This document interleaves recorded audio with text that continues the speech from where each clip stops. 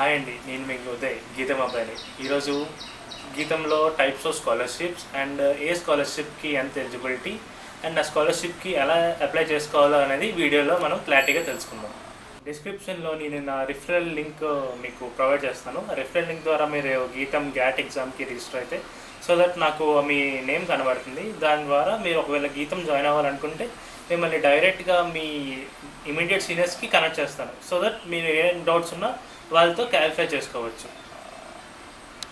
First మనం గీతంలో 3 main type scholarships ఉన్నాయి. అవేంటో చూద్దాం. ఫస్ట్ ఆఫ్ ఆల్ మన మెరిట్ స్కాలర్షిప్. మెరిట్ స్కాలర్షిప్ అనేది GITAM GAT exam or JEE mains exam రాయడం వల్ల మీకు గీతం మెరిట్ బేస్ స్కాలర్షిప్ వస్తుంది.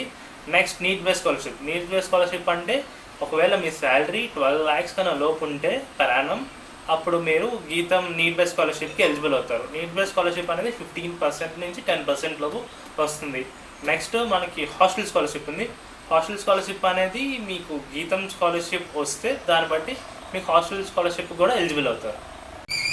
ఇప్పుడు గీతం మెరిట్ బేస్ స్కాలర్షిప్ కోసం మాట్లాడదాం. ఎగ్జాంపుల్, ఇప్పుడు ఒక పర్సన్కి సిఎస్సి ఫీజు వచ్చేసి 2,50,000 అనుకుంటే వాడికి ఒక గీతం మెరిట్ బేస్ స్కాలర్షిప్ 60% వస్తే దాని ఫీ వుడ్ బి 1,87,500 రూపీస్ అవుతుంది. అందులో ఓన్లీ 62,000 మాత్రమే పే చేయాలి. 1,87,000 మీకు డిస్కౌంట్ రూపంలో మీకు మైనస్ అయిపోతుంది. నెక్స్ట్ మనకి వచ్చేసి NEET base scholarship. NEET base స్కాలర్షిప్లో ఒకవేళ మీ ఫాదర్ అండ్ మదర్ ఇన్కమ్ కలిపి ఒక 12 lakhs లోపు ఉంటే అప్పుడు మీకు నీట్ బేస్ స్కాలర్షిప్కి ఎలిజిబుల్ అవుతారు. మీకు మెరిట్ బేస్ స్కాలర్షిప్ వచ్చినా రాకపోయినా నీట్ బేస్ స్కాలర్షిప్కి అప్లై చేసుకోవచ్చు. మెరిట్ బేస్ వస్తే నీట్ బేస్ అనేది యాడ్ ఆన్ అవుతుంది. నెక్స్ట్ మనకు వచ్చేసి హాస్టల్ స్కాలర్షిప్. ఒకవేళ మీరు గీతం గ్యాట్ ఎగ్జామ్లో 100% ఆర్ 75% స్కాలర్షిప్ వస్తే దెన్ మీకు 100% కాలేజ్ ఫీ అనేది హాస్టల్ ఫీజు అనేది క్లియర్ అయిపోతుంది. 70%, 75% క్లియర్ అయిపోతుంది. ఆర్ఎస్ మీకు అంతకన్నా తక్కువ ఉందంటే 60, 25, 50 అలా ఉన్నాయంటే మీకు ఎంత ఉన్నా సరే మీకు 20% హాస్టల్ ఫీజు అనేది మీకు డిడక్ట్ అయిపోతుంది. నెక్స్ట్ మనకు వచ్చేసి ఇంకా 3 స్పెషల్ టైప్ స్కాలర్షిప్స్ ఉన్నాయి. అందులో ఫస్ట్ వచ్చేసి సిఆర్పిఎఫ్. గీతం సిఆర్పిఎఫ్కి అండ్ నావీకి చాలా ఇంపార్టెన్స్ ఇస్తుంది. సో సిఆర్పిఎఫ్ ద్వారా మీకు అక్రాస్ ఆల్ క్యాంపసెస్ కలిపి ఎవ్రీ క్యాంపస్కి 2 సీట్స్, మొత్తం Vizag 2, Bengaluru 2, Hyderabad 2, so total 6 seats ఇస్తాయి. సో ఎవరైనా అప్లై చేసుకోవాలనుకుంటే ఆ సీట్స్కి ఫాస్ట్గా అప్లై చేసుకోవాలి. 100% స్కాలర్షిప్ అనేది వస్తుంది దాని ద్వారా. సో ఓన్లీ 6 సీట్స్ మాత్రమే అవైలబుల్గా ఉన్నాయి. సో అది ఫాస్ట్గా రిజిస్టర్ చేసుకుంటే మీకు వచ్చే ఛాన్స్ ఉంటుంది. నెక్స్ట్ మనకు వచ్చేసి నావీ మేస్ స్కాలర్షిప్.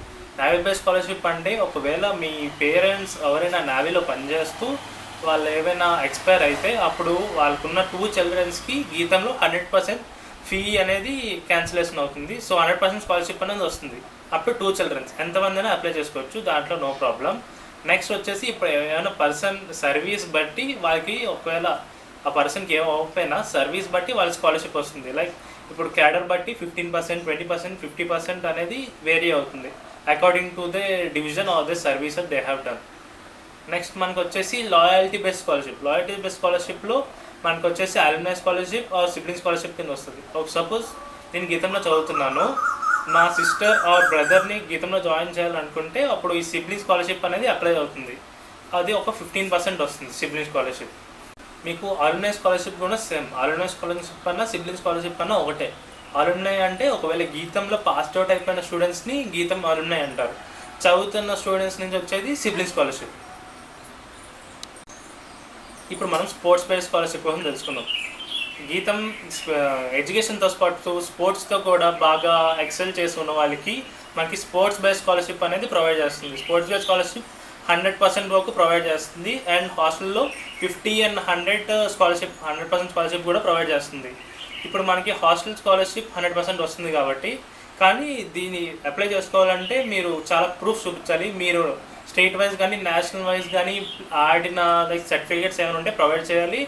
అండ్ మీరు వచ్చి ఒక ఇంటర్వ్యూ ఇవ్వాలి గీతం కాలేజ్లో. అండ్ నెక్స్ట్ మీరు గీతంలో స్పోర్ట్స్ అనే ఎగ్జామ్ లాంటి పెడతారు, దాన్ని క్వాలిఫై అయితే మీరు ఈ స్కాలర్షిప్ అనేది ఎలిజిబుల్ అవుతారు. ఇప్పుడు ఎలిజిబిలిటీస్ అండ్ రూల్స్ తెలుసుకుందాం. ఎలిజిబిలిటీస్లో first most eligibility thing is ఇప్పుడు మీకు స్కాలర్షిప్ వచ్చింది అండ్ మీరు ఆ స్కాలర్షిప్ని 4 years or 5 years మెయింటైన్ చేయాలనుకుంటే అప్పుడు మీకు ప్రతి సెమ్ CGPA 8 ఉండాలి. అది మస్ట్ అండ్ షుడ్.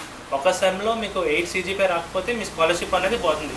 అదొక మోస్ట్ ఆఫ్ ద స్టూడెంట్స్ అది చూసుకోవాలి. ఎందుకంటే ఫస్ట్ సెమ్ జాయిన్ అయిపోతారు, తర్వాత 8 CGPA రాలేదంటే మళ్ళీ స్కాలర్షిప్ అనేది కంప్లీట్గా పోతుంది.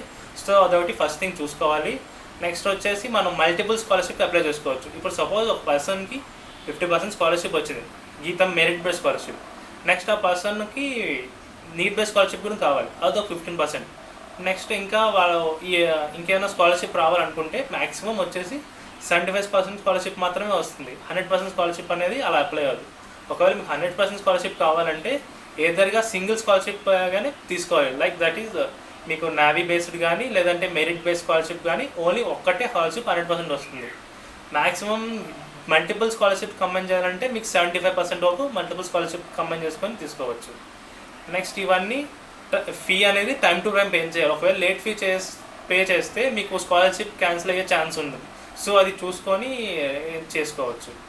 అప్లికేషన్ ప్రాసెస్ అనేది తెలుసుకుందాం. అప్లికేషన్ ప్రాసెస్లో first of all need based స్కాలర్షిప్కి పేరెంట్స్ IT రిటర్న్స్ అనేది సబ్మిట్ చేయాలి. Parents IT returns every year submit చేయాలి, అప్పుడే మీకు స్కాలర్షిప్ అనేది వస్తుంది. ఒకవేళ 1 ఇయర్ సబ్మిట్ చేయకపోయినా ఆ ఇయర్కి మీకు నీడ్ బేస్డ్ స్కాలర్షిప్ అనేది క్యాన్సిల్ అయిపోతుంది. నెక్స్ట్ పోస్ట్ గ్రాడ్ స్కాలర్షిప్లో మీ achievements plus participation selection process అని పెడతారు కదా, ఆ సెలక్షన్ ప్రాసెస్లో మీరు మీ ఎలిజిబిలిటీని అనేది ప్రూవ్ చేసుకోవాలి. నెక్స్ట్ మెరిట్ బేస్డ్ స్కాలర్షిప్లో గీతం గ్యాట్ ఎగ్జామ్లో మీకు ర్యాంక్ వస్తే ఆ ర్యాంక్ బట్టి మీ స్కాలర్షిప్ ఇస్తారు. అది ర్యాంక్ ఎంత వస్తుంది అనేది మీకు స్క్రీన్ మీద డిస్ప్లే చేస్తాను, దాన్ని బట్టి తెలుసుకోవచ్చు. ఈ ర్యాంక్స్ కానీ ఇంత బేస్డ్ స్కాలర్షిప్ అనేది ఉంటుంది. సో అది మీ స్క్రీన్ మీద చూసి ఒకసారి తెలుసుకోండి. సో అంతే అండి ఈ వీడియోకి. మీకు ఇలాంటి ఇన్ఫర్మేషన్ ఇంకా గీతం కోసం కావాలంటే please like, share and subscribe to my channel. Or మీకు ఇంకేమైనా డౌట్స్ ఉంటే ప్లీజ్ కమెంట్ చేయండి. మీకు as soon as possible reply ఇవ్వడానికి ట్రై చేస్తాను.